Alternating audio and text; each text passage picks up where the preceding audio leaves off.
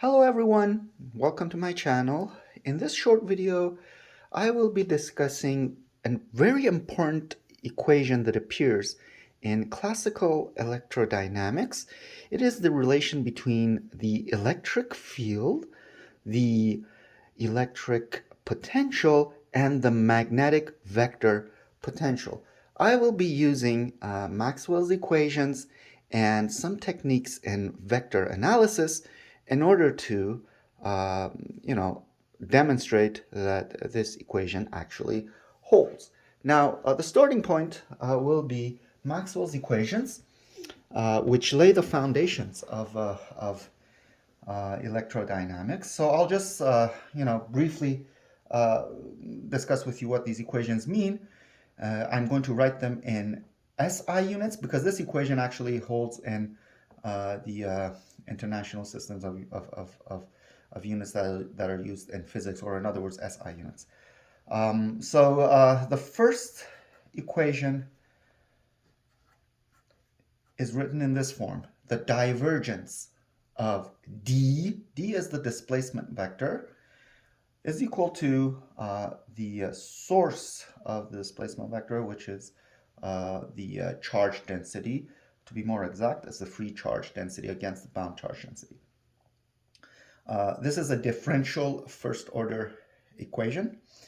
The second equation involves the magnetic induction, and it is also written as the divergence of a vector, which we call the magnetic induction. That is always equal to 0 because there are no magnetic monopoles seen in nature. That means B is a solenoidal field. It has 0 divergence, right? The third equation involves the relation between the electric field and the magnetic induction vector, which is given by this relation here.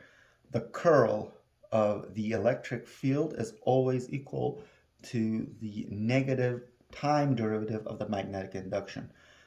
This equation is named after Faraday. Is in fact Faraday's law of induction in electromagnetism. And finally, the fourth Maxwell equation gives us the curl of the magnetic field vector, which we show here by H, and that is equal to the source of magnetic field, which are current densities shown by J, free current densities in this case, plus an additional term that was added by Maxwell himself, which gives us the partial time derivative of the displacement vector. So all of electromagnetism, or all of electrodynamics, actually follows from these four equations. Of course, there are two other equations, namely Lorenz's force law and the continuity equation, which are complementary to these, and all of them together in a package lay the foundations of classical electrodynamics. Okay, so this would be the starting point. We will actually be using these two equations here in order to establish a relation between the electric field, which is shown by E, the electric potential, which is shown by this Greek letter phi, and the magnetic vector potential, which is shown by A. All right. The first thing to mention here that in general, all of these fields, D, B, E, and H, they are all multivariable functions of space and time. So in other words, let's say, for instance, the electric field is in general always a function of the position in space. So if I'm referring to a specific coordinate system, any in which let's say a field exists in some region in space, then the electric field would obviously vary depending on where we are at and also what time things happen. So this is a multivariable function. Likewise, B, D, and H are also in general multivariable functions of space and of time.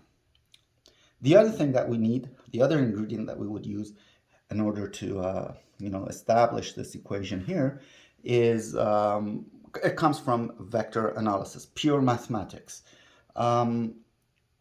which involves the differential vector operator, which we call del. Now, in another video, we will discuss in detail what this del is and different coordinate systems, how it would appear. But here, for our purposes, the only thing that matters here is that if I have a scalar field or a scalar function, let's say, which I show by f, and a vector field or a vector, which I show with v, from techniques of vector analysis, we know that if I take the gradient of the scalar function f and I take its curl, I'm always going to end up with 0. In other words, this gradient of a scalar function is always an irrotational vector. Okay, all gradients are irrotational vector. If you want to know where this comes from, I would refer you to another video in which I actually described the irrotational and solenoidal fields.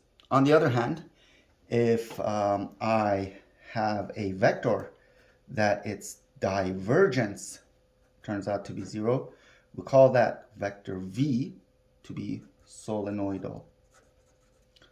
All right. Now, any vector field that has a 0 divergence, in other words, if it is solenoidal, it can be written as the curl of some other vector field. Let's call it, I don't know, maybe let's call it A, for instance. And the reason for that is that the divergence of curls is always 0. In other words, if I take the divergence of the curl of any vector, I'm always going to end up with 0. So the curl of vectors are always solenoidal. Okay. So with these, mathematical details, we should be able to come up with this equation. Now, what do we see here? Here we see a field, which is called the electric field. On the right side, we see potentials. Phi is a scalar potential, and in the language of electrodynamics, it would be the scalar electric potential. And A is a vector potential. In the language of electrodynamics, it is a magnetic vector potential. And the relationship between the magnetic vector potential and the magnetic induction is immediately seen from Maxwell's second equation. In other words, since the magnetic induction is solenoidal, I can always write the magnetic induction as the curl of A, okay? And A being the magnetic vector potential. Okay, these being set, I can now start with a combination of the electric field and the magnetic vector potential, and I will play with this combination in order to, get to this important relation in electrodynamics. The first step would be to take the curl of this entity here, curl of E plus the partial time derivative of A. And I'm going to show that, in fact, this combination of the vector potential and the electric field is always going to be irrotational. How can I show you this? Well, it's easy. I'll just, apply the curl operator to both terms here. So here I got curl of E, and here I would end up with curl of the partial derivative of A with respect to time. Now, using Maxwell's third equation, I know that the curl of E, according to this equation here, is the negative time derivative of the magnetic induction. On the other hand, the second term, well, if I look at it carefully, I would see I have a del operator right here, which is actually an operator that operates on spatial coordinates, that operates on R, right? On the other hand, we have a time derivative operator, which obviously would, operate on functions of time. Now, since in classical physics, we usually assume time and space to be completely independent entities, I can actually reverse the order of these operations. I will swap them. So in other words, I can write this second term here as the time derivative of curl of A. Okay, I'll bring down this plus sign here, and I end up with these two terms. Now, according to Maxwell's second equation, which tells us that the magnetic induction is solenoidal, I can write the magnetic induction as the curl of a vector potential, and I will do that immediately. So I could take this and replace it by B. So what do I get? I get minus partial time derivative of B plus the partial time derivative of B. Well, this is obviously 0. So what I've just shown is that this field here, E plus the partial derivative of the vector potential, is going to be solenoidal. Now, since this combination is solenoidal, and I also mentioned earlier that, it's irrotational. Since this combination is irrotational, and earlier we saw that any irrotational field or vector can be actually represented as the gradient of some other scalar vector, what remains is that I can take this E, add it to the derivative of the vector potential, and call this, or let's say equate this to the gradient of some scalar field.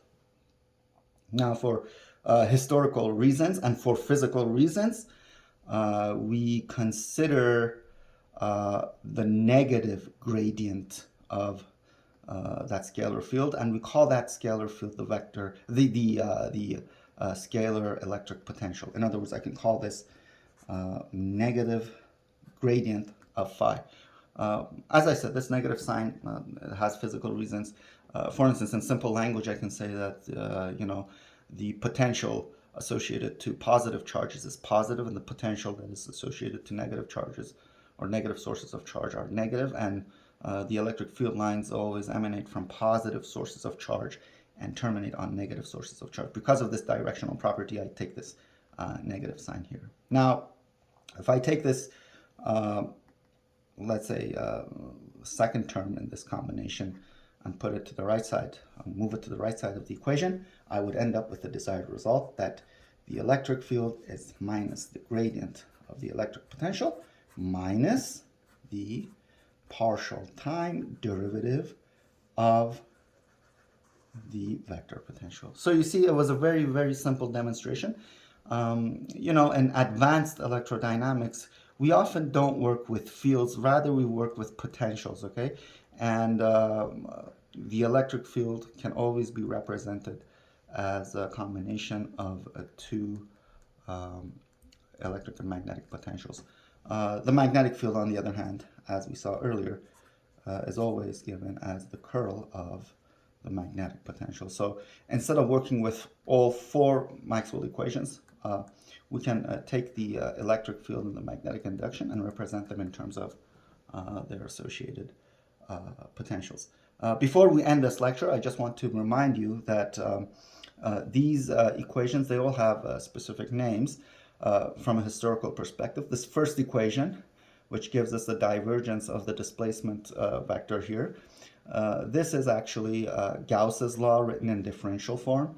The second equation, divergence of B equals 0, is associated to the experimental fact that there is no magnetic monopoles or isolated magnetic monopoles in nature. This second equation doesn't really have a name, but some people tend to call it Gauss's equation for magnetic induction. The third equation is Faraday's law of induction written in differential form. It tells us that the variations in space of the electric field are a result of the temporal variations of the magnetic induction.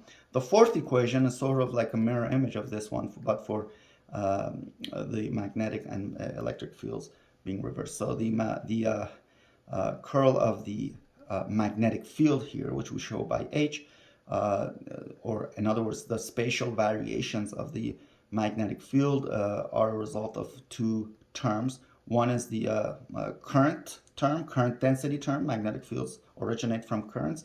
This part is due to Ampere. We call it the Ampere's law.